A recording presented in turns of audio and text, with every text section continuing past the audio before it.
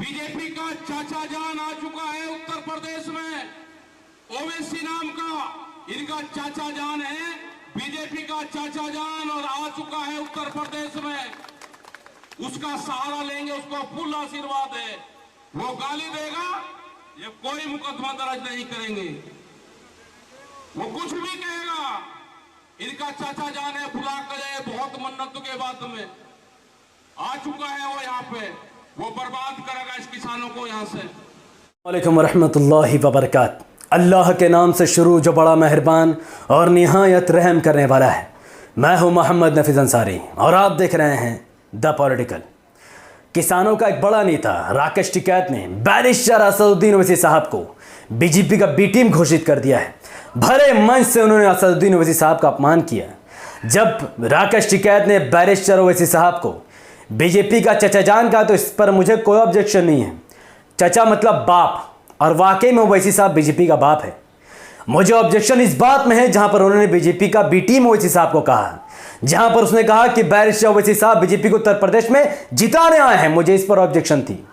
और इतना बड़ा जाहिल नेता राकेश टिकैत मैंने आज तक नहीं देखा है जिसने कहा कि बैरिस्टर ओवैसी यूपी में बीजेपी को जिताने आए हैं। वो गाली दे या उल्टी सीधी बातें मोदी योगी पर कहे, उन पर कोई एफआईआर दर्ज नहीं होगा। हालांकि एक हफ्ते भी नहीं हुए हैं जहां पर बैरिस्टर ओवैसी साहब बाराबंकी में योगी आदित्यनाथ और मोदी को पानी पिला पिला कर मार रहे थे, तथ्य के बुनियाद पर उनका घेराव कर रहे थे। और बाराबंकी की police, Yamuna Prasad superintendent of police ने ओवैसी साहब पर 2 लगातार मुकदमे दर्ज कर दिए। एक मुकदमा नेशनल फ्लैग का अपमान के ऊपर था, तो दूसरा मुकदमा योगी और मोदी के ऊपर उल्टी सीधी टिप्पणी को लेकर था। तो राकेश टिकैत एक जाहिल नेता है जिसे यह भी नहीं पता कि ओवैसी साहब पहले से ही बीजेपी से लोहा ले रहे हैं और पहले से ही उन पर 2 एफआईआर हो चुकी है। उसके बावजूद भी राकेश टिकैत का कॉन्फिडेंट लेवल देखो कि वो 100% कॉन्फिडेंट में है कि वो पूरे मंच से मुसलमानों को झूठ कहेगा और मुसलमान अंधा बन के इस जाट नेता राकेश टिकैत का भरोसा कर लेगा। ये वही राकेश टिकैत है जिसने 2017 के उत्तर प्रदेश के इलेक्शन में योगी आदित्यनाथ को चीफ मिनिस्टर बनाया और 2019 के लोकसभा इलेक्शन में नरेंद्र मोदी की सरकार बनाई, जिसका सबूत, जिसका प्रमाण आप इस वक्त स्क्रीन में देख रहे हैं। राकेश टिकैत वही नेता है जब मुजफ्फरनगर का दंगा हुआ था 2014 में, हजारों मुसलमानों का कत्लेआम हुआ, उन्हें घर से बेघर किया गया, हमारी माओ बहनों के साथ बलात्कार किया गया। राकेश टिकैत उस दंगाई में से एक दंगाई अक्यूज्ड है जिस पर आज भी सुनवाई चल रही है। ऐसे दंगा करने वाले इंसान पर क्या मुस्लिम समाज भरोसा करेगी? और ओवैसी साहब जिसका नाम इस नापाक इंसान के जबान से निकल गई है, अब बात बहुत दूर तक पहुंचाएगी कि वाकई में क्या बैरिस्टर ओवैसी साहब जहां इलेक्शन लड़ते हैं, क्या वहां वाकई में बीजेपी जीत जाती है। इस वीडियो के बाद आज तक एबीपी न्यूज जितने भी गोल्डी मीडिया के चैनल से और जो जुम्मन पत्रकार, उन तमाम लोगों की बोलती बंद हो जाएगी। अगर कोई आपको कहे कि ओवैसी साहब बीजेपी की बी टीम है, ये वीडियो उठाकर उसके मुंह पर मार दीजिएगा, जिससे साबित हो जाएगा कि ओवैसी साहब बीजेपी की ए बी टीम नहीं बल्कि बीजेपी को जिताने वाला में ओवैसी साहब का नाम व निशान नहीं है। ओवैसी साहब ने जहां जहां इलेक्शन नहीं लड़ी वहां वहां बीजेपी की सरकार है। एग्जाम्पल के तौर पर गुजरात में ओवैसी साहब ना लोकसभा इलेक्शन लड़े और ना ही विधानसभा, फिर भी गुजरात के 182 विधानसभा की सीट में बीजेपी 112 विधानसभा की सीट जीतती है और बहुमत से अपनी सरकार बनाती है, अपना चीफ मिनिस्टर बनाती है। इस गुजरात में ओवैसी साहब ना विधानसभा इलेक्शन लड़े ना ही लोकसभा, तो यहां बीजेपी कैसे जीती? मिस्टर राकेश टिकैत और अविश्वास शर्मा जैसे जुम्मन लोग क्या वो बता सकते हैं कि यहां पर बीजेपी कैसे जीती? हिमाचल प्रदेश जहां पर 68 विधानसभा की सीट है, वहां पर बीजेपी 43 विधानसभा की सीट जीतती है, 43, और अपनी सरकार बनाती है। जबकि हिमाचल प्रदेश में ओवैसी साहब ना लोकसभा इलेक्शन लड़ते हैं ना ही विधानसभा। तो क्या राकेश टिकैत बता सकता है कि यहां पर बिना ओवैसी के कैसे बीजेपी ने सरकार बना ली? कर्नाटका 224 विधानसभा की सीट रखने वाली कर्नाटका में 120 भारतीय जनता पार्टी विधानसभा की सीट जीत जाती है और अपनी सरकार बना लेती है। और उस कर्नाटका में भी ना ही एमआईएम लोकसभा इलेक्शन लड़ती है और ना ही विधानसभा, फिर भी वहां पर बीजेपी अपनी सरकार बना लेती है। क्या इस बात का जवाब जुम्मन मुसलमान या फिर उन अंधभक्तों के पास है जो ओवैसी साहब को बीजेपी की बी टीम कहते हैं? मिस्टर राकेश टिकैत उत्तराखंड में जहां पर 70 विधानसभा की सीट है, बीजेपी अकेले 57 विधानसभा की सीट जीतकर अपनी सरकार बना लेती है और उत्तराखंड में भी एमआईएम अपना कोई भी कैंडिडेट नहीं उतारती है। फिर भी वहाँ बीजेपी अपना सरकार बना लेती है। अरुणाचल प्रदेश में भी एमआईएम अपना कोई कैंडिडेट नहीं उतारती है, एमआईएम इलेक्शन नहीं लड़ती। उसके बावजूद भी 60 में से 48 विधानसभा की सीट अरुणाचल प्रदेश में जीतकर बीजेपी अपनी सरकार बना लेती है और यहाँ पर भी बिना ओवैसी साहब के इलेक्शन लड़े बीजेपी जीत जाती है। तो ये कैसे हुआ? आसाम, जहाँ पर 126 विधानसभा की सीट है, आसाम में भी आज तक ओवैसी साहब ने ना ही लोकसभा इलेक्शन लड़ी और ना ही विधानसभा इलेक्शन, फिर भी 126 विधानसभा की सीटों में से बीजेपी अकेले 59 विधानसभा की सीट जीत जाती है और बहुमत से अपनी सरकार बना लेती है। क्या राकेश टिकैत या विशाल शर्मा जैसे लोग जो ओवैसी साहब को बीजेपी के बी टीम कहते हैं और कहते हैं कि ओवैसी बीजेपी की मदद करता है, क्या आसाम में ओवैसी साहब गए थे? फिर भी बीजेपी कैसे जीत गई? इस बात का जवाब उनके पास नहीं है। मामला खत्म नहीं हुआ है। गोवा में 40 विधानसभा की सीट है, बीजेपी माफ करना, गोवा में बीजेपी 27 विधानसभा की सीट अकेले जीत जाती है और बहुमत से अपनी सरकार बना लेती है। क्या इस बारे में कोई कह सके कि बिना ओवैसी साहब के वहां गए कैसे बीजेपी जीत गई? हरियाणा में 90 विधानसभा की सीट है, जिसमें बीजेपी अकेले 40 विधानसभा की सीट जीत जाती है। क्या वहां पर बिना ओवैसी के कैसे आखिर वहां पर बीजेपी की सरकार बन गई? क्या इस बात का जवाब राकेश टिकैत के पास है? त्रिपुरा, मणिपुर में 60 विधानसभा की सीट है, जिसमें बीजेपी अकेले 40 विधानसभा की सीट जीत जाती है और सरकार बना लेती है। यहां पर भी ओवैसी साहब इलेक्शन लड़ने नहीं गए, ना ही किसी का प्रचार करने गए थे। तो क्या राकेश टिकैत बता सकता है कि यहां पर कैसे बीजेपी जीत गई? मणिपुर में 60 विधानसभा की सीट है, बीजेपी 24 विधानसभा की सीट जीत जाती है और गठबंधन के साथ सरकार बना लेती है। और ये वही मणिपुर है जहां पर तृणमूल कांग्रेस इलेक्शन लड़ती है, बीजेपी को जिताती है और एक विधानसभा की सीट जीतकर बीजेपी की सरकार बनवा देती है। लेकिन फिर भी कोई ममता बनर्जी को बीजेपी की बी टीम नहीं कहेगा और ना ही कोई टीएमसी को बीजेपी की बी टीम कहेगा। और यहां पर भी, इस मणिपुर में भी एमआईएम इलेक्शन नहीं लड़ती, फिर भी बीजेपी अपना सरकार बना लेती है। त्रिपुरा, जहां पर 60 विधानसभा की सीट है, बीजेपी अकेले 36 विधानसभा की सीट जीतकर बहुमत से सरकार बना लेती है। यहां पर भी ओवैसी साहब इलेक्शन नहीं लड़ते, फिर भी बीजेपी अपना सरकार बनाती है। उत्तर प्रदेश 403 विधानसभा की सीटों में बीजेपी अकेले 304 विधानसभा की सीटों पर चुनाव जीत जाती है। एसपी बीएसपी सबके हाथ बंधे रह गए।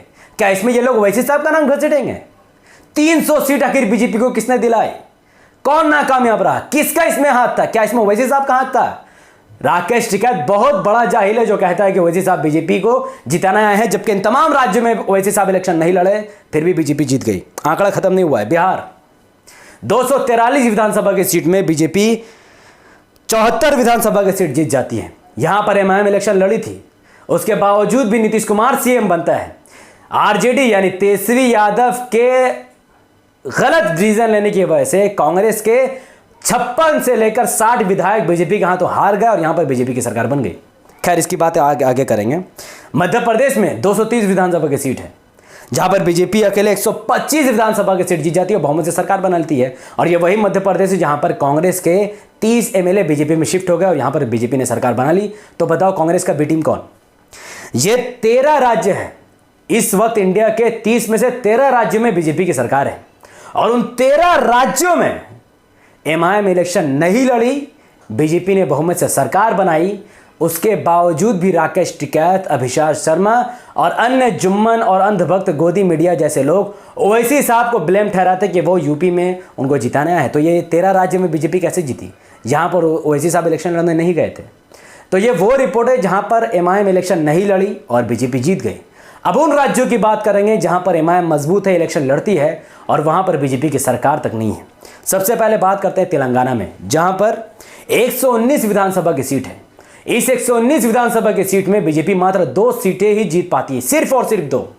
और उस 119 सीट में एमआईएम 7 विधानसभा की सीट जीत जाती है और सबसे ज्यादा सीट टीआरएस के पास आती है, तेलंगाना राष्ट्र समिति, जो बहुमत से सरकार बनाती है और बीजेपी को वहां से सुपड़ा साफ कर देती है। ये एमआईएम का पावर है कि एमआईएम जहां सीट लाती है वहां बीजेपी हार जाती है। महाराष्ट्र, जहां पर 288 विधानसभा की सीट है, 288, और वहां पर बीजेपी 106 सीट जीत जाती है, लेकिन फिर भी अपनी सरकार नहीं बना पाती क्योंकि शिवसेना, कांग्रेस और एनसीपी मिलकर सरकार बनाती है। एक बहुत 10 पार्टी मिलकर गठबंधन से सरकार बनाती है और वहां पर भी एमआईएम इलेक्शन लड़कर 2 विधानसभा की सीट जीत जाती है, 1 मेंबर ऑफ पार्लियामेंट लोकसभा की सीट जीत जाती है। 150 कॉर्पोरेटर आज के दौर में एमआईएम के पास है महाराष्ट्र में, उसके बावजूद भी बीजेपी की सरकार महाराष्ट्र में नहीं बन पाती है। तो जो लोग कहते हैं कि एमआईएम के लड़ने से बीजेपी जीती है, तो महाराष्ट्र में आखिर बीजेपी की सरकार क्यों नहीं बनी। तीसरा, बात करते हैं वेस्ट बंगाल की।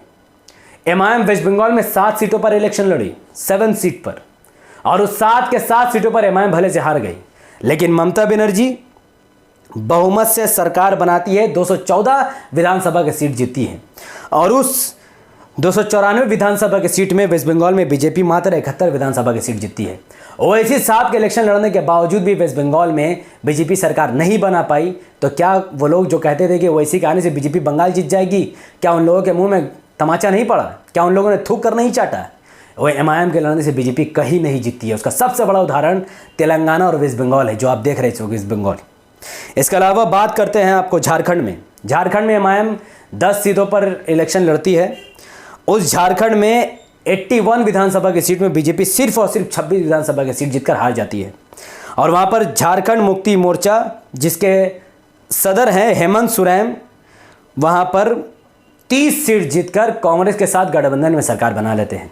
तो झारखंड में भी एमआईएम इलेक्शन लड़ी, उसके बावजूद भी बीजेपी नहीं जीती, और ओवैसी साहब के इलेक्शन लड़ने की वजह से बीजेपी का कुछ फायदा नहीं हुआ, और झारखंड में एमआईएम के लड़ने के बावजूद बीजेपी अपनी सरकार नहीं बना पाई। वहाँ पर इस वक्त गठबंधन के सरकारें जेएमएम और आईएनसी कांग्रेस के साथ मिला जुला कर। अब बात करते बिहार की, जो कि लास्ट है, तमिलनाडु। तमिलनाडु में भी एमआईएम 3 सीटों पर इलेक्शन लड़ती है इसी इलेक्शन में, और तमिलनाडु के 234 विधानसभा की सीटों में बीजेपी सिर्फ और सिर्फ 4 विधानसभा की सीट जीतती है, जबकि तमिलनाडु में डीएमके अपनी सरकार बनाती है 133 विधानसभा की सीट जीतकर। एमआईएम के इलेक्शन लड़ने के बावजूद भी तमिलनाडु में बीजेपी अपनी सरकार नहीं बना पाई। तो उदाहरण तो आपके सामने ही मौजूद है। वेस्ट बंगाल में एमआईएम लड़ी, बीजेपी नहीं जीती। झारखंड में एमआईएम लड़ी, बीजेपी नहीं जीती।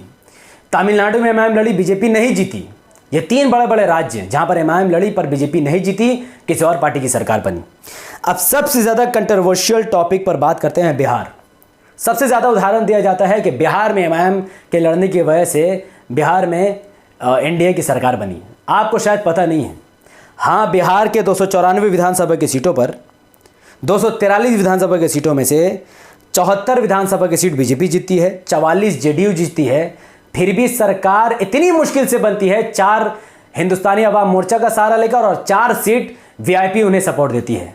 एमआईएम के लड़ने के बावजूद भी बीजेपी सरकार ज़रूर बनाती है, लेकिन ये वैसी सरकार है जो कभी भी गिर सकती है।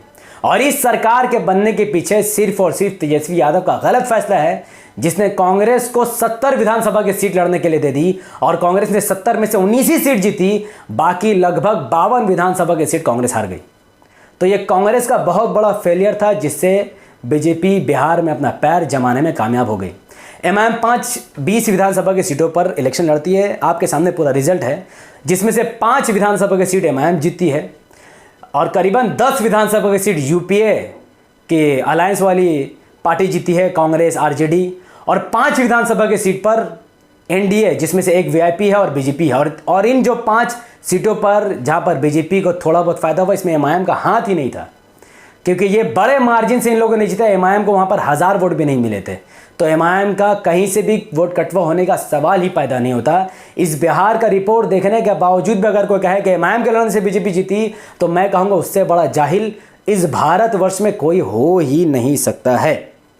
तो ये पूरा वीडियो आपके सामने था, चाहे बिहार हो, चाहे वेस्ट बंगाल, या चाहे कहीं भी हो, एमआईएम की वजह से बीजेपी का कोई फायदा नहीं हुआ। 13 राज्यों में बीजेपी की सरकार है, जिसमें एमआईएम इलेक्शन नहीं लड़ी, फिर भी बीजेपी जीत गई। अब राकेश टिकैत के फॉलोअर को फायदा, उन मुसलमानों को अपने गिरेबान में झांकना है कि जिस राकेश टिकैत का नाम मुजफ्फरनगर दंगा में आता है, क्या वो उनका मसीहा बन जाएंगे, या फिर वो ओवैसी साहब उनके मसीहा है जो हर मुद्दे पर उनकी आवाज़ उठाते हैं। जहाँ तक किसानों की बात है, तो ओवैसी साहब ने किसानों के मुद्दे पर आवाज़ उठाई। साफ तौर पर उन्होंने बीजेपी को क्रिटिसाइज़ किया और कहा कि ओबामा को जैसे उन्होंने ट्रीट किया है मोदी जी ने, वैसे ही उनको किसानों के साथ भी ट्रीट करना चाहिए।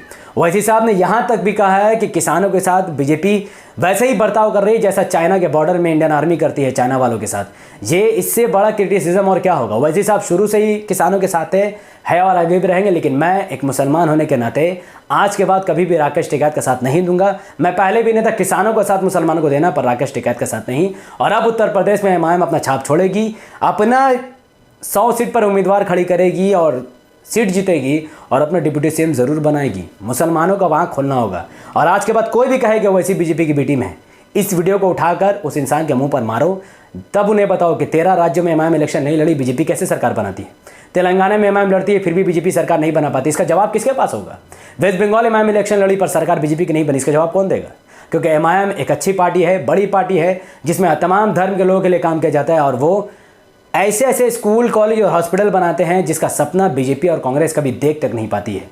तो ये वीडियो राकेश टिकैत, अभिषेक शर्मा जैसे उन लोगों के मुंह पर तमाचा जो ओवैसी साहब को बीजेपी की टीम कहते हैं। इस वीडियो को लाखों लोगों तक पहुंचाने की जिम्मेदारी आप सबकी है। मेरा काम तो सिर्फ मेहनत करके वीडियो बनाना है, लाखों लोगों तक पहुंचाना आपका काम है। तो इस वीडियो को लाखों लोगों तक पहुंचाने के लिए इसको लाइक कीजिए, इसके लिंक को व्हाट्सअप, फेसबुक, इंस्टाग्राम पर शेयर कीजिए। अपनी बातों को कमेंट पर रखिए कि आप राकेश टिकैत के साथ हैं या फिर अपने मसीहा बैरिस्टर ओवैसी साहब के साथ हैं, ज़रूर कमेंट पर बताएं।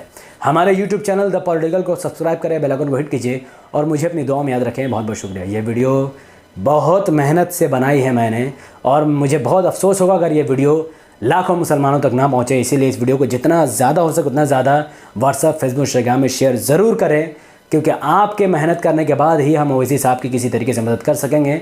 ओवैसी साहब का जितना आज के वक्त में बहुत ज़रूरी है, जितना ज़रूरी बाबा साहब अम्बेडकर का आज़ादी के वक्त जितना ज़रूरी था। बहुत बहुत शुक्रिया।